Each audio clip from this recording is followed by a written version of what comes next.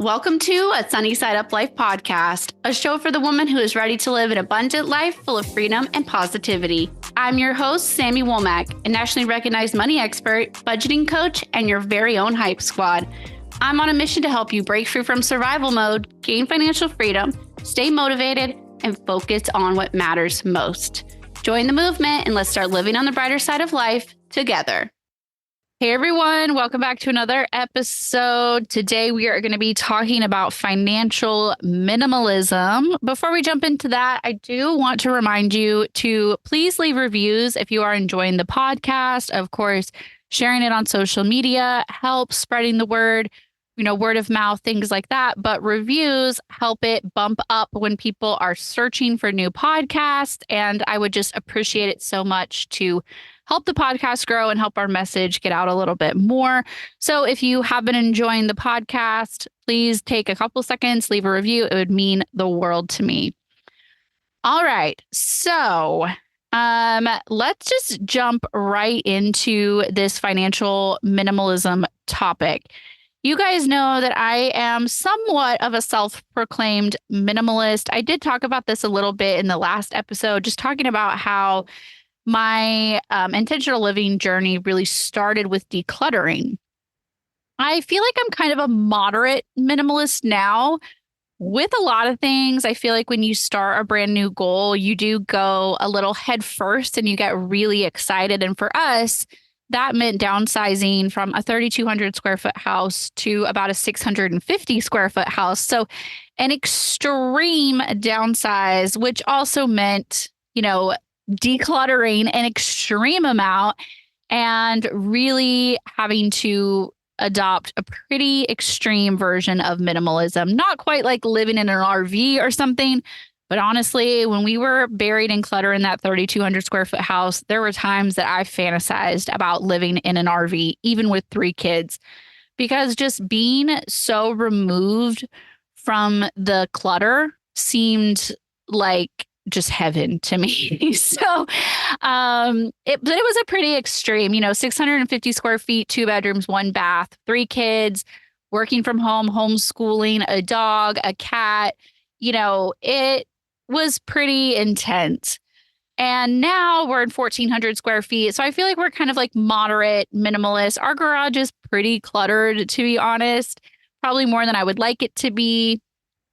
But nonetheless, that is kind of where I started and where I am. That's the short version of my minimalist journey. If you haven't listened to the last episode, listen to that after this one. It's going to give you like a little bit more insight into that journey if you're curious. But a lot of us are familiar with minimalism in our home, and the whole Marie Kondo and like that kind of thing became really trendy for a while there. But how do we apply this to our money? So for me, it does mean decluttering. Number one, that's what minimalism is. So when we think about decluttering in terms of money, right? So it's really kind of going through with a fine-tooth comb. It's getting rid of the stuff that doesn't serve you anymore. That's what decluttering basically means. Things that aren't serving a purpose. Either they're not practical or they don't bring you joy. One or the other. It should be doing one or the other. So maybe, I guess our electric bill does kind of bring us joy. We like having electricity, things like that. But it's more of like a need. It serves a really strong purpose. And then there are kind of more of the wants, like our hobbies, spending a certain amount on clothing. Like there are some extra type things in there. So if we think of it in terms of our house, we only want to keep things that serve a purpose, that are an absolute need, or bring us joy, or maybe a combination of both. So apply that to our money as well. So we have our needs, and then we need to have some wants. Sorry. And it's kind of the in-between junk that needs to go. It's like the clutter. It's maybe having too many streaming services, or maybe having a membership that you don't really use or don't really bring you joy or really isn't working for you in this season of life. Or it is kind of going through your spending and with a fine-tooth comb and going, no, this really doesn't align with my bigger goals. So kind of the same way you would go through your house in a Marie Kondo, like, is this serving purpose? Does this bring me joy? Why do I have this? We need to start to do the same thing with our money, which we're going to talk about a few ways to actually apply this. But it's kind of, so first decluttering, and then it's kind of organizing. It's like sorting things out into piles. So we're decluttering our closet, for example.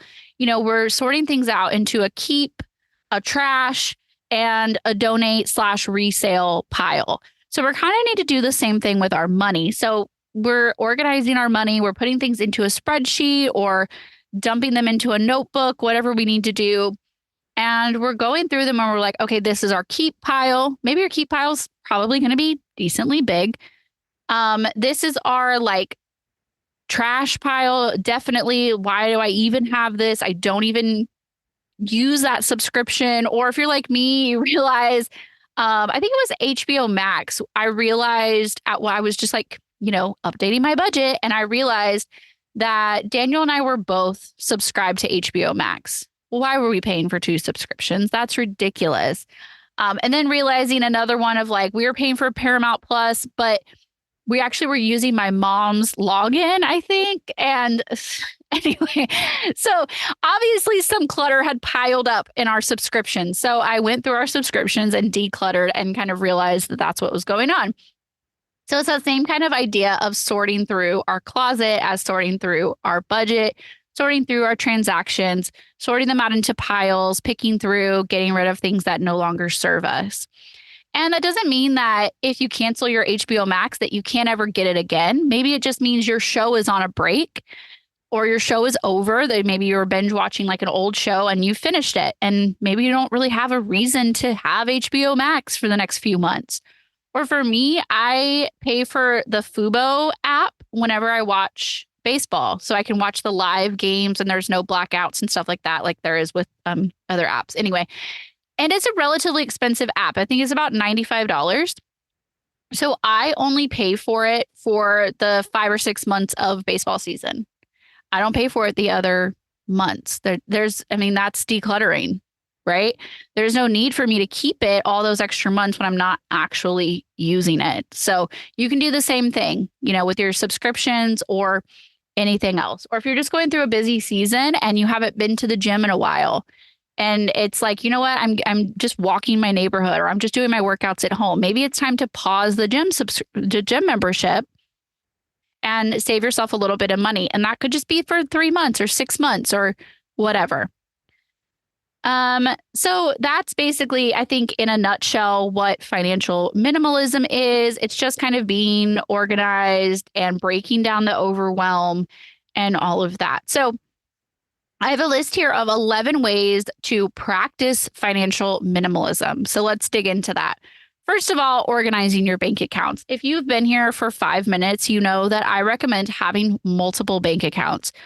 First of all, I love having a bills checking account, and that's really where your income is getting deposited into either direct deposit or your manual depositing checks in there. And then all of your main bills are coming out of there. These are basically things that we can predict the amount, they have a due date, we know what needs to come out. So I always say leave enough in there to pay your bills between now and your next payday, plus a little bit of a buffer, $50, $100, $200, just so your account doesn't go to zero. Everything else needs to leave the bills account. It needs to go somewhere with purpose. Whatever our spending allowance is for the current budget period, that needs to go to a spending account, a separate checking account. This can be a family account that you and your partner both have access to. You could have a mine and theirs account. You could have one where you each have your own, and then you also have a family. So essentially you would have like 3 spending accounts. I actually have a new client that I was just suggesting this last night to. They each have their own spending and then they have a family bills account. And I was like, why don't we just get another? I mean, I know it sounds like a lot, but get another checking account. And this is the family spending. This is where we buy groceries. This is where we fill up the cars with gas. This is where we order dinner, right? And then, each partner could have their own spending where they do their personal care, they do their hobbies, they buy themselves clothes, they buy themselves like junk that they really don't need, and they just have fun. So for them, that's how I decided to organize it. For us, and over the past 2 years, we have started to get into travel hacking, which this is something that I don't recommend at the beginning of your journey, but we're 10 years into our journey. We have well overcome our abuse of credit cards. And so now I have a bills credit card and I have a completely separate spending credit card. And my husband and I each have a card for each account. And it's really simple. Our Capital One is our bills, our Chase is our spending. That's just how I decided to do that. No particular reason why one's Chase and one's Capital One. That's just how it worked out. So organizing those.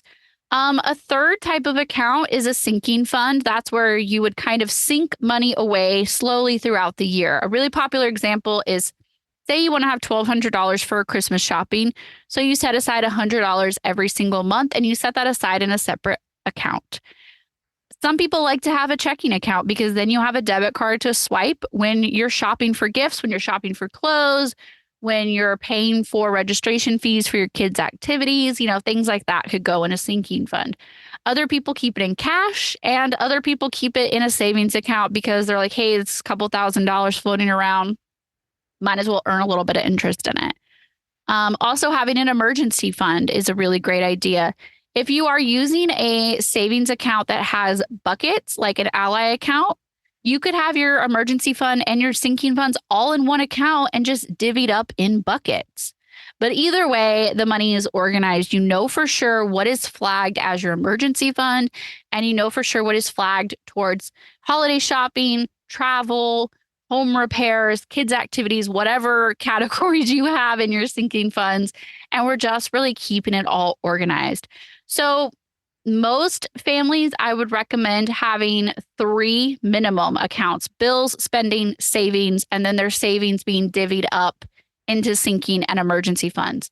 I've seen families even have, I don't know, maybe 6 or 8 accounts. I mean, some people that works. Some people like to have a completely separate account for Christmas, a completely separate account for vacations, a completely separate account for emergency funds.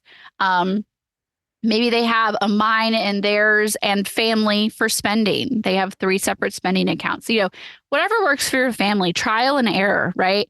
And the important thing is that we're keeping it organized. We're keeping it simplified. We're keeping it like sorted out, even if it's digital. And trust me, even if you're like, that's kind of a lot of accounts, I have seen so many great results from at least keeping bills and spending separate. And people are just like, it's a game changer once you really implement it. So number 2 on my list of ways to practice financial minimalism is keeping track of money going in and going out. So this is essentially tracking your spending, right?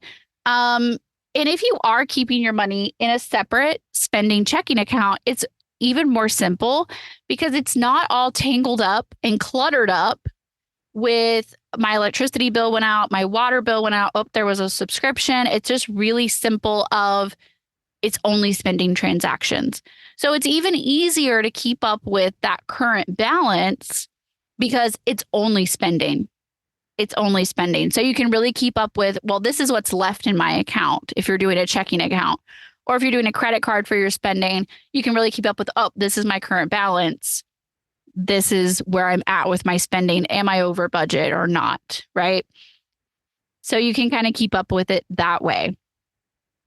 So also making a long-term budget once a year is really helpful because it really helps you kind of zoom out and look at the big picture instead of getting buried in the day-to-day clutter, right? Getting buried in the day-to-day transactions.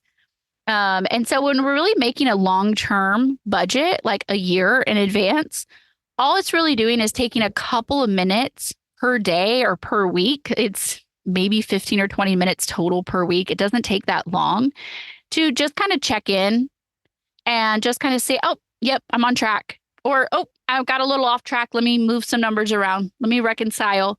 Okay, yeah, that bill came out. Check, check, check. Oh, that bill was slightly higher than I thought. That's okay. I have a buffer. It just takes a couple of minutes and it really cuts back on the overwhelm. And what that reminds me of is in terms of decluttering your house is when I went to the small 2-bedroom house from having a 4-bedroom house, my maintenance mode at the end of the day to kind of close down the house for bedtime went from like an hour to like 20 minutes to just kind of tidy up real quick, maybe sweep the floor, maybe vacuum, pick up odds and ends, pick up some trash, whatever. It cut the time dramatically. That maintenance mode was pared down so much. And so that's what it kind of reminds me of when we're checking in with our budget, just kind of the maintenance mode part of our house. Our house is never going to stay 100% clean. There's always going to be dishes to wash. There's always going to be trash to pick up. There's always going to be, pillows to rearrange and toys to put back where they go. There's always going to be tidying up to do. But that's kind of maintenance mode, right? And so I think when we think about that in terms of our budget, there's always going to be tidying up to do. There's always going to be some maintenance mode, fixing the pillows, throwing the trash away, like that kind of stuff. And so that's really important to do in your budget. But you have to do the big picture stuff. You have to do the big declutter of your budget and of your house to get to the point where that maintenance mode is just kind of tidying. It's not decluttering a year worth of mail because you've already done that. Like you've already purged the catch-all spot on your counter. So it's just real quick. Oh, that's trash. Oh, that needs to be filed. And it's not like a year worth of mail. Same thing with your budget. It's not a year worth of a budget. You've already done the big part. Now it's just a quick tidy, right? So think of it in terms of that. So next on my list is investing small amounts consistently. So again, this is really keeping it simple. This is really keeping it manageable in a bite-sized amount. And this is also about automating it. We love to automate systems. We love to keep it as simple as possible, keep the guesswork down. So this is like, we're not trying to play the market. We're trying to do something called dollar cost averaging. We're trying to just say, honestly, time is our friend. So even if the market is slightly higher today when I buy, time is going to be your friend. So in the long run, it's going to be better to just invest slowly but surely over time. And they've done studies in this. And if you're interested in this, you can dig more into this, read up on it. But this long-term, steady, slow and steady investing does you better in the long run than the playing the market, than the watching for dips and we buy when it's low and we, play the game and we buy and we sell and we get all, panicked and like we see in the movies and stuff. Honestly, there's been a lot of research where that actually is not as good long term as the slow and steady investing, which I think is really interesting. There's also studies that show, I don't have any to link off the top of my head, but you can definitely give it a Google because I've seen this numerous times around social media where women are statistically better investors because women tend to be calmer, slower, steadier investors than, kind of that like that stock market bro, that buying and selling stressed guy on the phone that we see in movies. So that's just statistically how it kind of looks. So small and steady investing, automate if possible, even if it's like $10 a month, $20 a month, $30, if like 50, it does not have to be all or nothing. It doesn't have to be maxing out your IRAs, maxing out your 401k. I'm not even maxing everything out. Okay. And we're on track to retire early. So it doesn't have to be all or nothing.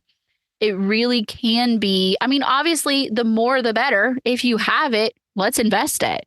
But also that might come later in your journey. That might be 3, 5, 10 years from now. Okay. That might not be today. But compound interest is going to be your friend. Time is going to be your friend. So the sooner you invest, the better, even if it is small, because that $30 is going to that's going to earn you interest, and then your interest is going to earn interest, and then that interest is going to earn interest. So play around with a calculator to figure out an investment calculator. Just do a Google investment calculator and play around with, if I invested $30 a month for 20 years at 8% return, which is what I usually, that's a good average. Some years you're going to have more, some years you're going to have less, but I like to do 8%. And see what that number is going to be. Then do the same thing with $50 a month, or play around with, if I did $30 a month for 10 years instead of 20, what would that look like? And look at the principal investment versus the interest earned. And it's pretty fascinating. So slow and steady investing. All right, next on my list, decluttering bad financial habits. So again, this is like subscriptions and services that we don't really use or enjoy or need. This is also vices. So that would be like alcohol, cigarettes, other things. We'll let you fill in the blank there. Gambling, even fast food or impulse shopping. So I've had some people separate out like Amazon. I don't really like to do that for me, because I do get like a lot of grocery type items, like my dog food, my makeup, my hair products. I get a lot of that on Amazon. But if they do have like an impulse problem where they're buying like junk on Amazon, stuff they really don't need, they'll kind of have just an Amazon line, so they can really kind of have, honestly, like that slap in the face moment of, wow, I'm really spending that on Amazon, or wow, I'm really spending that on my alcohol or my cigarettes or my gambling, my sports betting, like whatever it is. And sometimes it's them calling out their partner. It's like, I've tried to tell them that their vice is like hurting the family, so I'm putting it in its own line item, and I'm going to really show them like what this totals up to. I'm not saying that's the best way to approach it. Don't get me in the middle of your marriage arguments here, but I have had clients do that because they're like, I think that they just don't really realize how much it's adding up to. And they're not trying to like start a fight. They're really just trying to be like, look at the proof. So that's something that could help. So like boring bills. Okay. These are things like your insurance, your cell phone, things that are like, we obviously we want good insurance. Obviously we want good cell phone service, et cetera, et cetera. But it's things like, even some places in our area, we can shop around for our electric companies. I know some people are like on co-ops, or you rent and you don't have a choice. And insurance, like if you're getting the same coverage, who cares? And cell phone, I guess not even recently, it's been maybe a year now, I switched from AT&T to Mint Mobile. My Mint Mobile is insanely cheap. I pay like per year now, so I don't even know how cheap it is.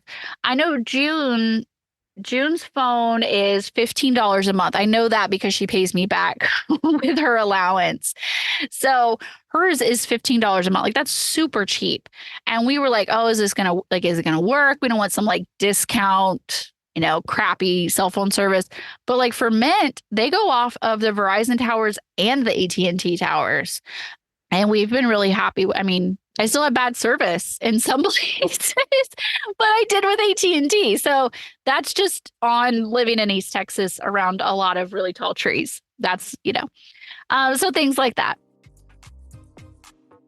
For the past 4 years, I've worked with over 100 clients one-on-one, real women who took action on making big changes to their finances. My coaching sessions are designed to give you completely personalized budgeting support.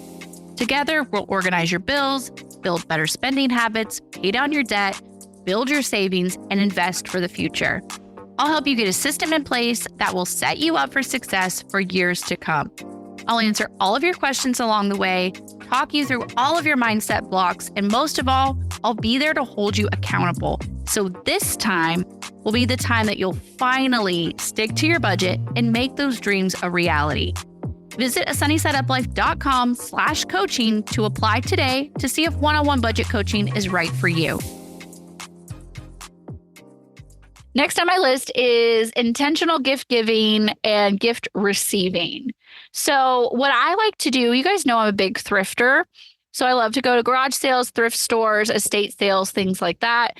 So, what I do is I have a separate plastic storage tote in my garage with a lid on it. So, it's not getting like dirty or anything in my garage.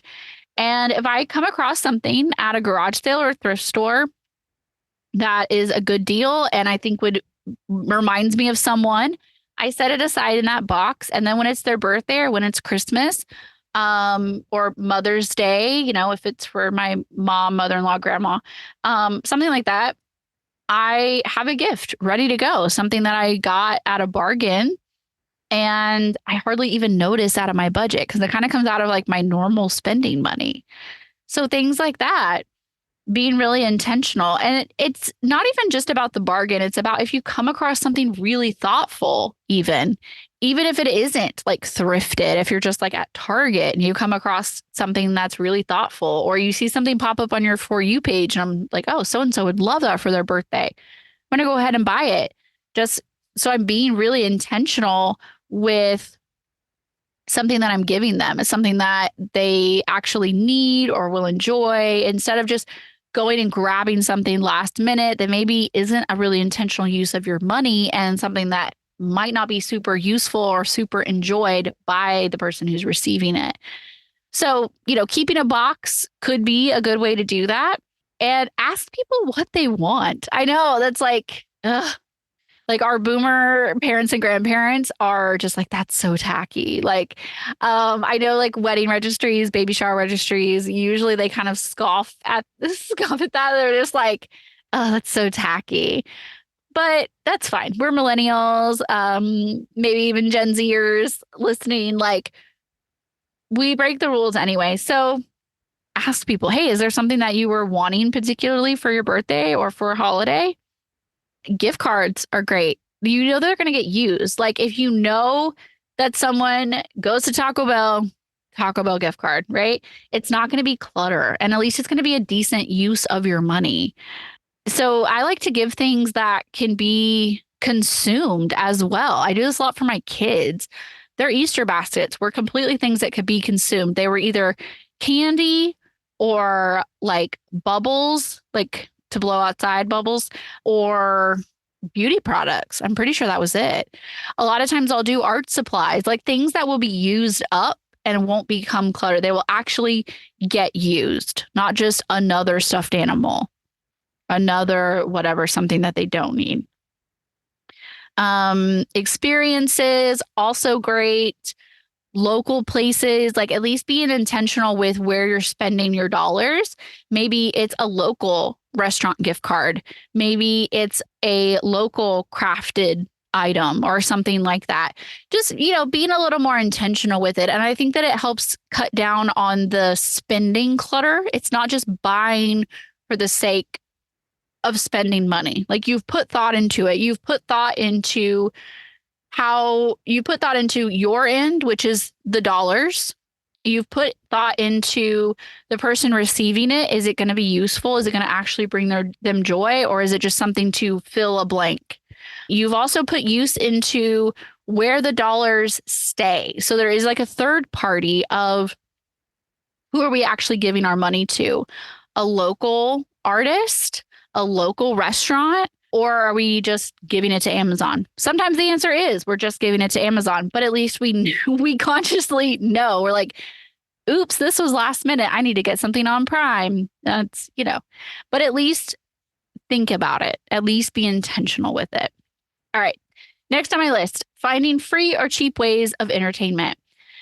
So for me, this was like when I did start slowing down, kind of adopting more of a slow living. This was like rediscovering a lot of my old hobbies. This was like what brought me joy when I was a teenager. And I just had so much free time to kill before I had a job and kids and responsibilities. So this was like art, sewing, painting, drawing, puzzles, things like that. Reading books. My husband got back into gaming over the pandemic. We didn't even have a gaming console until 2020, and he bought an Xbox. And, I don't care. Maybe it is quote unquote a waste of time. But I mean, we're sitting at home. We're not out at a restaurant. We're not out just buying things for entertainment's sake. We're at home. And actually, it is cheaper in the long. I know Xboxes are expensive, but right? Rediscovering old hobbies. Or what about finding new hobbies, trying something new, reading a new type of genre in books or something like that, trying an art, see if like our library, for example, offers tons of free events. I literally just saw a notification this morning on Facebook. They're doing an adult I think it's like adult bad art night or event or something. And it's free for adults. Art. There you go. Something fun. Maybe that's trying something that you've never tried. So checking Facebook for events, checking, if you do have like community centers or your library hosts events or your city hosts events, things like that, following those pages. We went to an event for the solar eclipse that was put on for free by the library. They had free glasses, they had music, they had some booths set up, just free space in the park to go and sit. And it was literally free. So there's lots of things like that. And I feel like I'm a little more aware of this because like as homeschoolers, you do kind of have to get a little creative with like field trips and what places are free and things like that. So I know a lot just offhand of like what museums are free or what museums have like discount days, or we have one museum that they're donation only.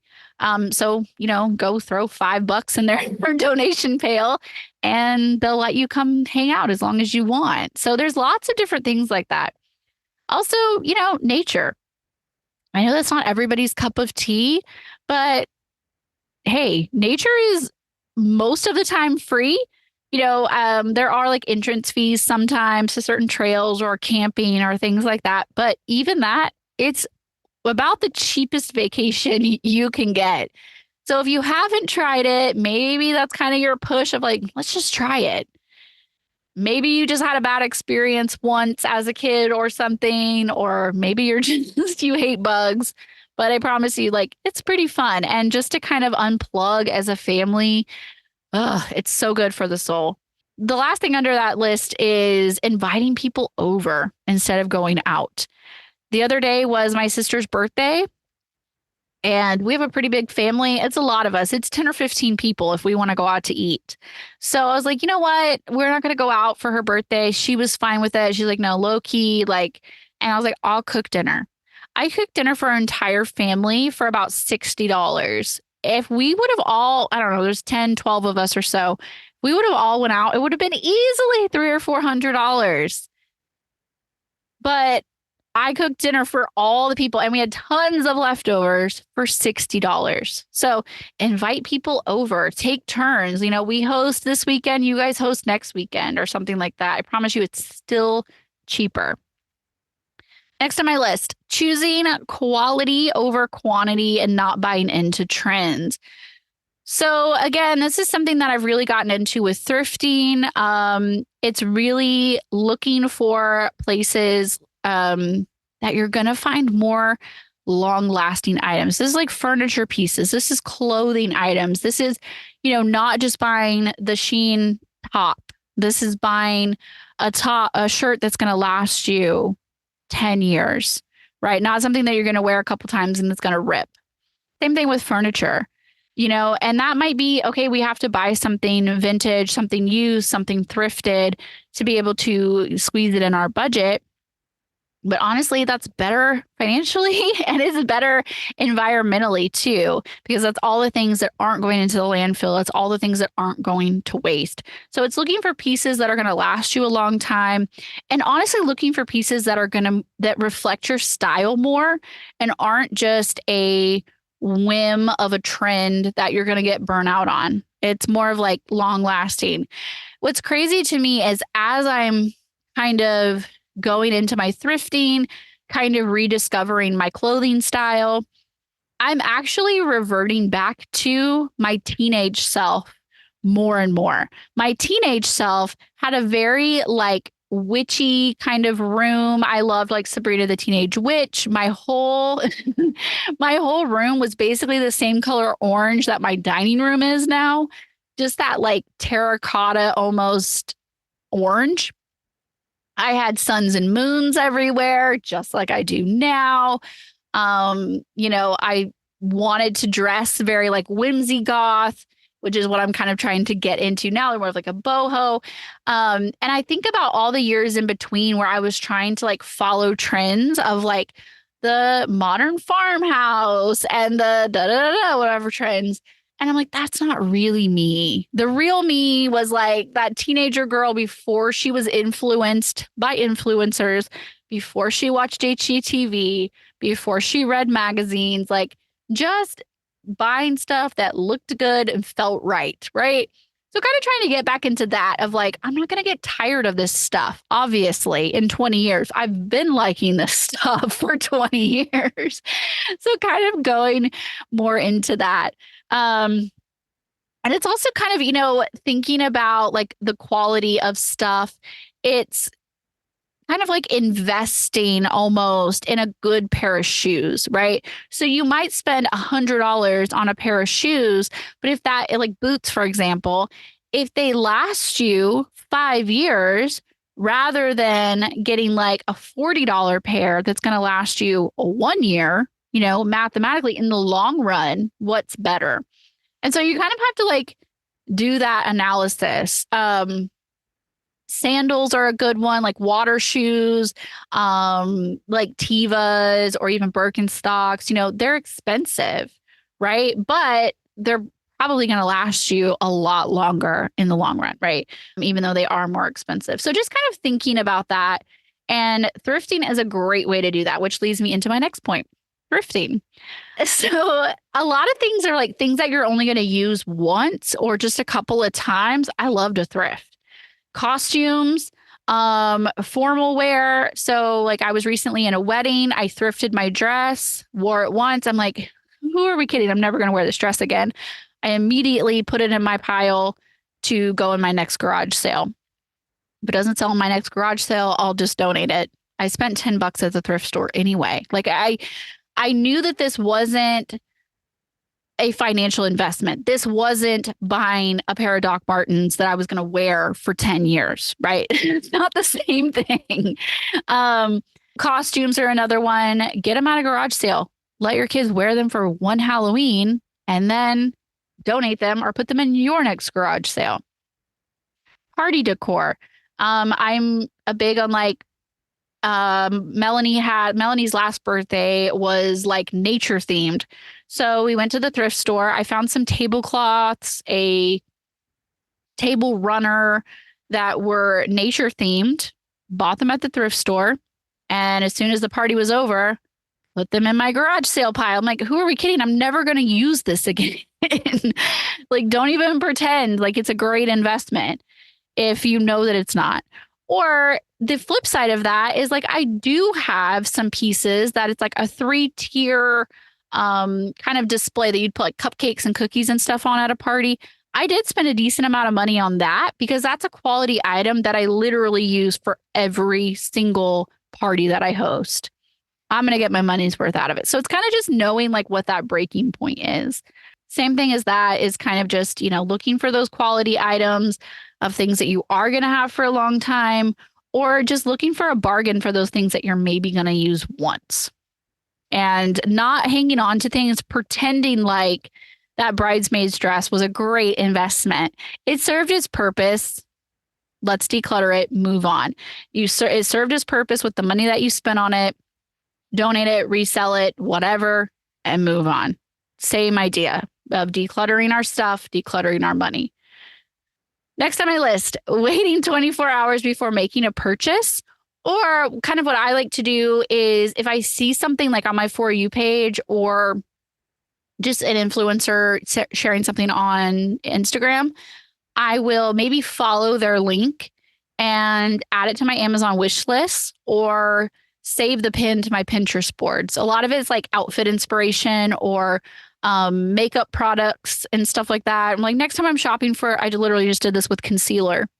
Next time I'm looking for when my concealer runs out, I need to buy new concealer. I'm going to go to my Amazon wish list and I'm going to be like, wait, what brand was it that random influencer girl said to use? I'm going to try it because now I'm out of concealer. Instead of, having 10 different bottles of concealer in the drawer. So it does kind of help, add it, make a wish list, make a Pinterest board, or put things in your cart and then close out of it. Are you still thinking about it 24 hours, a week later? Or have you forgotten about it? Did you just get that hit of dopamine by like adding it to your cart or adding it to your wish list? And that's kind of all you needed? Or did you want to just save it as inspiration? For me, usually clothes, if I see influencers with clothes, I like to save them to my Pinterest board because really all I want is inspiration for when I'm thrifting next. I actually don't want that exact skirt that she has. I want to remember, hey, that was kind of a cool outfit that she put together, like a graphic tee and a leopard print skirt. I actually kind of liked that. So I'm going to save that to my Pinterest board. So when I'm thrifting next time, I can look for a leopard skirt and a graphic tee. I don't have to go and buy whatever expensive brand that she's promoting. I just kind of like the idea. So that really helps. It really helps you kind of calm down and not just go from like a hit of dopamine and just like, yes, buy all the things when, that's probably not aligned with your ideas. Or it's kind of just saving it for maybe when you do have it in your budget. Because, hey, we're allowed to buy stuff that makes us happy. That's okay. But just making sure that it does align with the budget when we are hitting purchase. Next on my list, we're almost done. 2 more. Next on my list is managing specific sinking funds. So we kind of touched on this, like organizing the accounts, but like keeping it simple when you are doing those sinking funds. Those would be things like your kids' activities, holidays, clothes, home repairs, vehicle repairs, pets are another great one, things like that. But that is also not having too many. Like keep it simple, 5, 10, that's plenty. That really is plenty. I've even had some clients literally just have one that's just called sinking funds. And they kind of know in the back of their head, yeah, I can use that at the vet. I can use that when my kids need new clothes. I can use that when I need an oil change. And they don't even worry about the different categories. But it does help to kind of, like I said, have that in a separate bank account. Keep it simple. Keep it over there. Keep it organized. If you do use something like Ally, take advantage of the bucket system. Or if you do cash, you can do the cash envelopes for your sinking funds. Literally, physically divide the money up. Last one on the list, tackling one small debt at a time. So again, this kind of goes back to the being organized with your money, doing slow and steady steps, not getting all panicked and cluttered up with ideas. It is just like organize your debt list, right? Do a brain dump and then kind of go back and reorder them. Put them in the order that you want to pay them off. It'll help you really stay focused and really keep it simple, doing one at a time. It can be the smallest balance if you want to do the debt snowball, just kind of get a quick win. It can be the highest interest if you want to do the avalanche. It can be the one that has the highest monthly payment. It can be the one that causes you the most stress. There's no right or wrong. Honestly, it's mostly about what's going to get you most excited, what's going to get you motivated, what's going to help you stick to your budget, what's going to get you fired up of actually making progress. So I don't care which order you put them in, whatever helps you get excited, but just put them in an order. Go ahead, think it through, decide where you want to focus any extra money you have. And so you're going to focus on whatever you put first on that list, and you're going to keep paying minimum payments on everything else. We're not going to do that divide and conquer because all it does is get you scattered. All it does is get you feeling like you're going in a million different directions and not having any wins at all. So really stay focused. Pick one debt, hit it hard. Anything extra, all your extra focus goes to that one debt until it's gone. All the other debts, just keep paying the minimum, chugging along, slow and steady progress. When that first debt is gone, then you can tackle the second one. There will be time. Remember, slow and steady, keep it organized, keep it controlled. It is going to really help. That is my whole list, you guys. I hope that this episode was helpful. Minimalism is something that I'm really passionate about. Money is something that I'm really passionate about. So kind of finding the connection and bridging the gap between how do we make these two coincide. And so hopefully, maybe if you've already tackled minimalism in your house, this will be really relatable for you, or maybe it will help you bridge the gap. Maybe you're tackling your money now, but you want to tackle your house at a later date. Maybe it'll help you kind of bridge the gap and you can enjoy some of my metaphors and analogies that I had for you guys. So I hope this was really helpful. Again, don't forget to leave a review and share on social media. I appreciate you guys so much. And that's all for me. Thanks for hanging out for another episode of a Sunny Side Up Life podcast. If you enjoyed this episode, please share it with a friend and leave a review. 5-star reviews are what help the podcast grow. Don't forget to check out the episode show notes for links to everything that we talked about in today's episode. And if you want to access all of my free resources or you want to learn how to work with me one-on-one, head over to asunnysideuplife.com to get started. And if you want to keep up with me in the day-to-day, don't forget to follow me on social media at A Sunny Side Up Life. Well, that's all for me this week. Bye, guys.